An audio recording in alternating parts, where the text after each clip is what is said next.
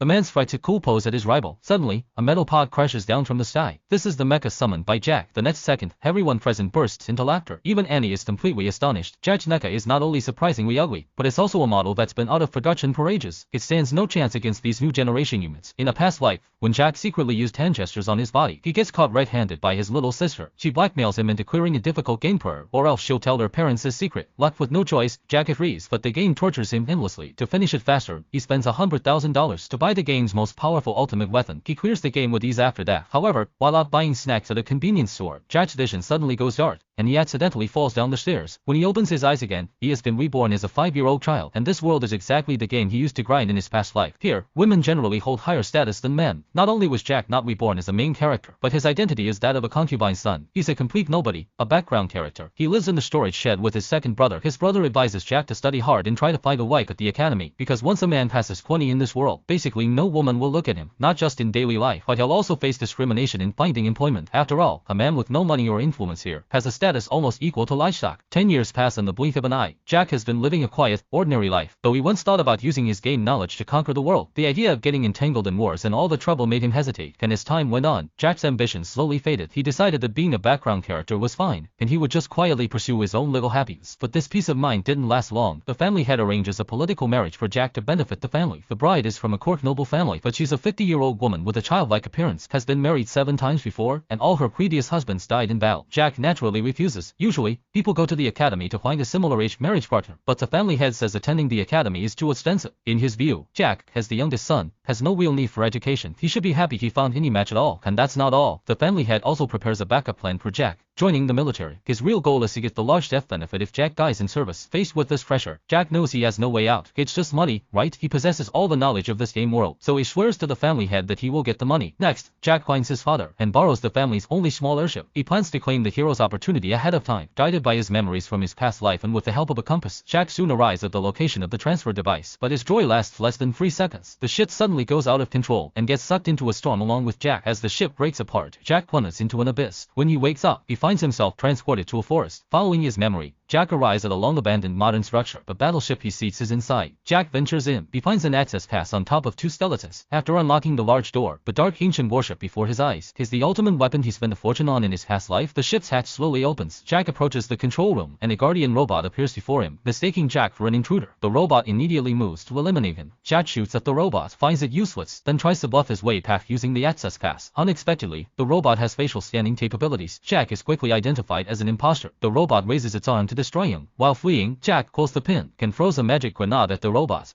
そうだ。まだより注意がいいか。これはさすがに聞いた。